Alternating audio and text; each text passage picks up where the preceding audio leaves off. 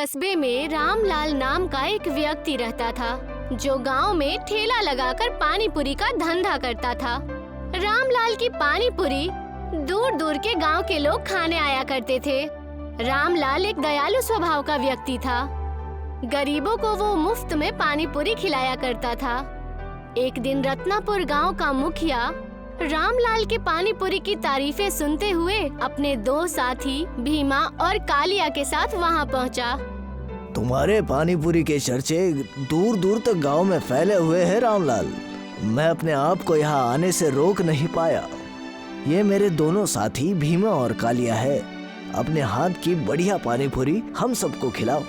रामलाल ने उन सबको एक एक प्लेट पानी पूरी दे दी। पानी पूरी खाकर मुखिया खुश होते हुए बोला, तेरे हाथ में तो जादू है रामलाल। पानी पूरी खाकर मजा आ गया। सही कहा मुखिया जी।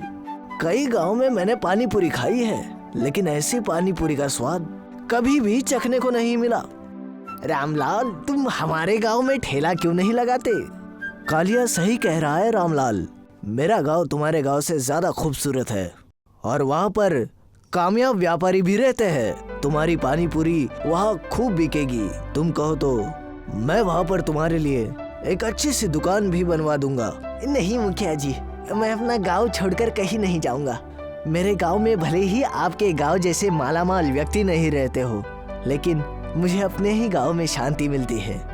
आपको शायद नहीं पता मुखिया जी कि ये रामलाल एक नंबर का बेवकूफ इंसान है, मूर्ख इंसान है। आधे से ज्यादा तो पानी पूरी ये अपने गांव के लोगों को मुफ्त में खिला देता है।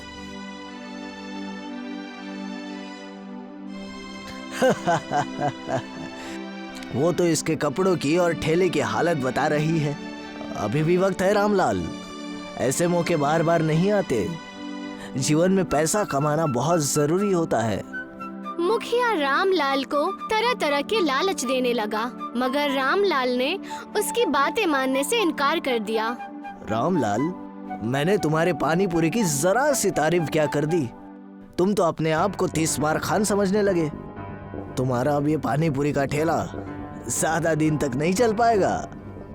इतना कहकर मुखिया गुस्से से अपने साथियों के साथ वहाँ से चला गया।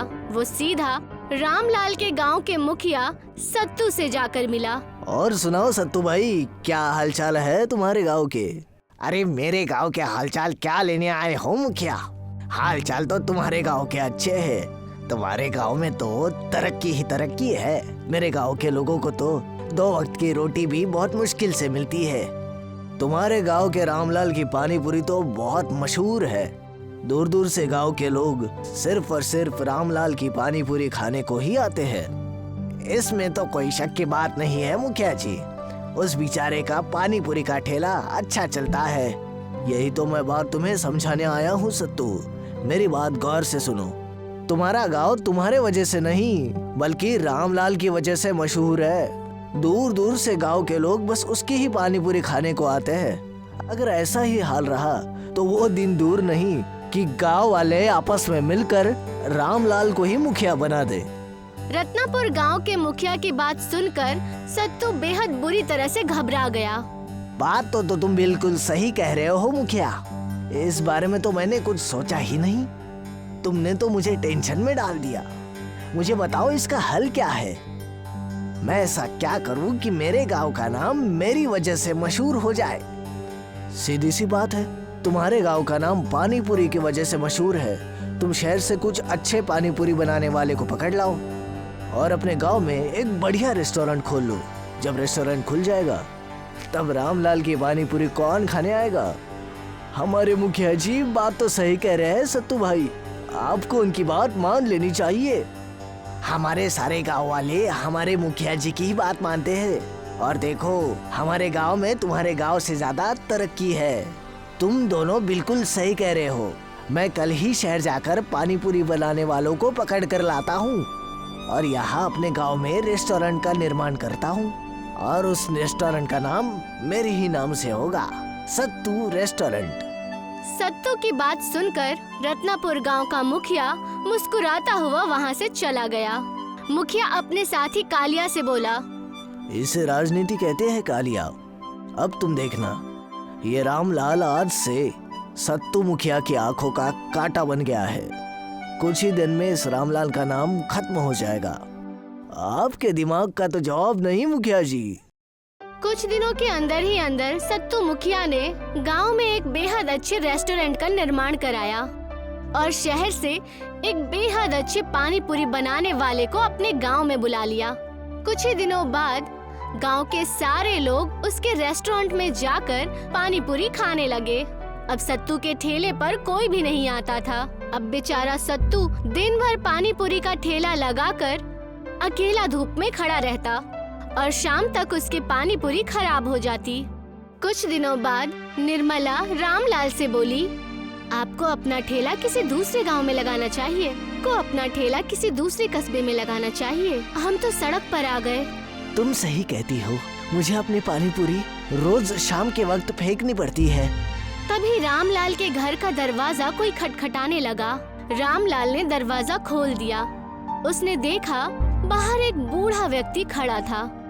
मुझे कुछ खाने को दे दो, 3 दिन से भूखा हूँ। मेरे घर पर करीब 2 दिन से खाना नहीं बन रहा। मेरा नुकसान पे नुकसान हो रहा है। मेरे पास कुछ पानी पूरी पड़ी है जो अब तक खराब नहीं हुई है, तो लाओ मुझे वही खिला दो। रामलाल ने पानी पूरी उस बूढ़े आदमी को दे दी।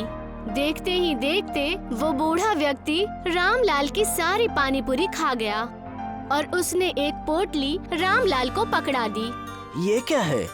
रेत है जो तुम्हारी किस्मत ही बदल देगी। रेत मेरी किस्मत कैसे बदल सकती है? ये जादुई रेत है। तुम कल से तंदूर में पानी पूरी बनाओगे। लेकिन वो कैसे? अपने कान यहाँ लेके आओ। बूढ़ा व्यक्ति सत्तू के कान में कुछ कहने लगा। अगले दिन सत्तू उस बूढ़े व्यक्ति की बात मानकर कस्बे के बीचों बीच ठेला लगाकर खड़ा हो गया और तंदूर गरम करके छोटी छोटी पूड़ियाँ बनाने लगा। उन पूड़ियों को गर्म करने के लिए उसने जैसे ही बालू तंदूर में डाली, देखते ही देखते बेहद सारी पूड़ियाँ अपने आप बनकर तैयार हो गई। उसकी महक से सारे कस्बे के लोग सत्तू के ठेले पर आकर खड़े हो गए। पानी पूरी में खुशबू तो बहुत अच्छी आ रही है रामलाल भैया, जल्दी से मुझे अपनी पानी पूरी खिला दो। देखते ही देखते शाम तक की सारी पानी पूरी बिक गई। उस दिन के बाद वो रोज रोज ऐसा ही करने लगा। रामलाल तंदूर में पूड़ियाँ बनाता, मगर जैसे ही वो पानी पूरी गर्म करने के लिए तिलस्मी बालू उसमें डालता, पूरा कस्बा वहाँ एकत्रित हो जाता। गांव में मुखिया के रेस्टोरेंट में धूल उड़ने लगी। थक हार कर सत्तू ने रत्नापुर गांव के मुखिया को बुलवाया। पता नहीं रामलाल तंदूर में कैसे पानी पूरी बना लेता है। मेरे रेस्टोरेंट तो ताले लग गए। आपके कहने के मुताबिक मैंने कई दिन से उसके घर पर नजर रखी है। मैं सिर्फ इतना जानता हूँ, उसका तंदूर एक जादुई तंदूर है। उसके पास जादुई रेत है। जैसे ही वो रेत तंदूर में डालता है, पूरा गांव पानी पूरी के खुशबू से महक जाता है। तो फिर जाओ, वो रेत मुझे ला कर दो, जैसी आपकी मर्जी। अगली रात भीमा और कालिया चुपके से उस बालू को चुरा ले आए। सत्तू भी बिल्कुल उसी तरह पानी पूरी बनाने की कोशिश करने लगा, लेकिन जैसे ही उसने वो बालू तंदूर में डाली, अचानक तंदूर फट गया और उसके कारीगर अचानक बेहोश होकर नीचे गिर गए। तभी एक सफेद रोशनी सी हुई। एक बूढ़ा व्यक्ति मुस्कुराता हुआ सत्तू के सामने आकर बोला, मैं एक जादूगर हूँ। मैंने ही ये रेत रामलाल को दी थी। तुम शायद ये बात नहीं जानते मुखिया, ये रेत खुद इंसान का चुनाव करती है। इस रेत ने रामलाल को चुना, तुम्हें नहीं। और तुम्हें एक राज की बात बताऊं, ये रेत अपने मालिक की रक्षा भी करती है। ध्यान रखना, रामलाल को कभी भी नुकसान पहुंचाने की कोशिश मत करना। वो बहुत रहम दिल है। उसकी रहम दिल से खुश होकर मैंने उसे ये जादुई रेत दी थी। आखिरकार उसने मुझे मुफ्त में अपनी पानी पूरी खिलाई थी, तो उसका मुनाफा कराना तो मेरा फर्ज है। इतना कहकर वो बूढ़ा व्यक्ति गायब हो गया और सत्तू अपने हाथ मलता रह गया। उस दिन के बाद से सत्तू ने हार मान ली। अब रामलाल की जादुई पानी पूरी अब कस्बे तक ही नहीं, शहर में भी मशहूर हो गई थी।